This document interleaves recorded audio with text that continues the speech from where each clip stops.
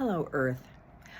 I have just spent the last 5 days chipping away at an iNabber video because I remember like 5 years ago, my kids were on YouTube and telling me about this guy, Nickacado Avocado, who started off vegetarian and super skinny, and he's gained like 200 pounds. And I never watched him. I wasn't into that kind of stuff, but life got stressful and I needed to, watch some spilled tea once in a while. So I discovered iNabber a couple years ago. And he's wonderful at deep dives and breaking stuff down. And he's a recovering heavyset person, and I am also that. So I like that about him. Um, I I am absolutely flabbergasted right now. So he finally posts a 7-hour video about Nickacado Avocado, and I was like, okay, you know what? I've never given him a chance. This is the perfect time to understand exactly what's been going on with this man. And I've been chipping away at it for 5 days because it's 7 hours long. But I finally got through it. And as soon as I get through it, there's a new video from iNabber, and Nickacado Avocado is in my feed. And I'm like, I can't watch Nick. I have to know what iNabber has to say about this. And I'm almost emotional. I thought he was such an asshole. Because he was. That character's like insufferable. Like, I can see why he was loathed. And you know what? Everybody loves a villain. Everybody loves a villain. Some of the best characters in Disney are villains.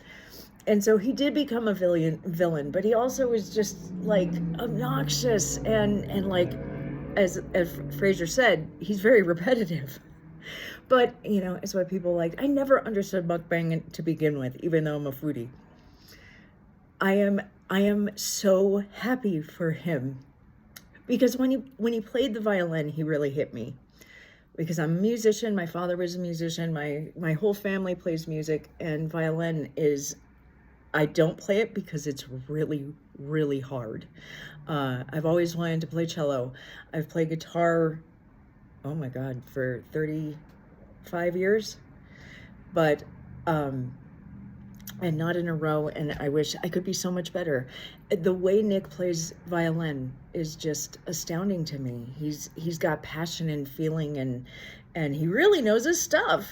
And so when I saw him play violin, I was like, this is where I connect with you, and you are so damn good. And I wish I saw more of this from you. And then the whole Trisha Paytas thing where she's like, oh, I loved your cover and you should come and meet me. And then I don't know what you're talking about. I never said that. And then, I like Trisha now. I can't help but like her. I can't help it. She's honestly a sweetheart, and like the whole love story with her and Moses is really beautiful, and she's absolutely gorgeous person. And I mean, physically, not that that's what is important, but that's what everybody and she thought was important, and her soul is actually like totally decent. I tried to hate her, I really did, and I just can't. I don't like the older stuff, just like Nick. He looks so amazing. He looks, I am flabbergasted. That's why I'm recording this, because holy shit, kid. Wow, did you pull it off? Like, seriously, like, that is a plan. And I hate just like, I'm 2 steps ahead of you. It's like, that's some middle school bullshit. I don't want to hear that. Like, I'm not playing a game. You don't need to be 2 steps ahead of me. I don't like feeling played or manipulated or abused that way. And so I was like, oh, dude, fuck you, I'm not in this game. He looks astounding. But the best part is he's speaking like his younger self when he met his partner. And he's so much softer, but you can see it in his eyes to his soul. He's a happier person. And food is very comforting, and it does make me happy.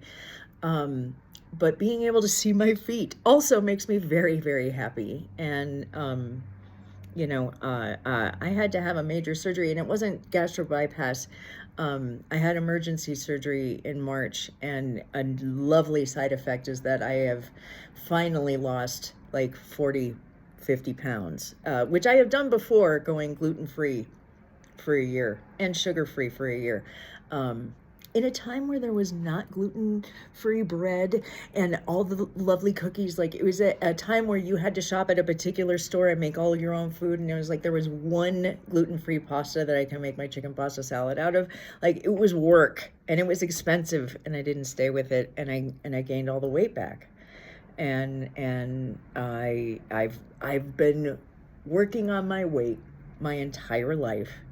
And it's funny that I went gluten-free to fix my digestion, and I lost 40 or 50 pounds. And now something went terribly, terribly awry with my digestion. I ended up in an emergency room in an ICU for 2 weeks. And then I just happened to lose more weight, and I'm not trying at all. So it's I'm not bragging. This hasn't been easy.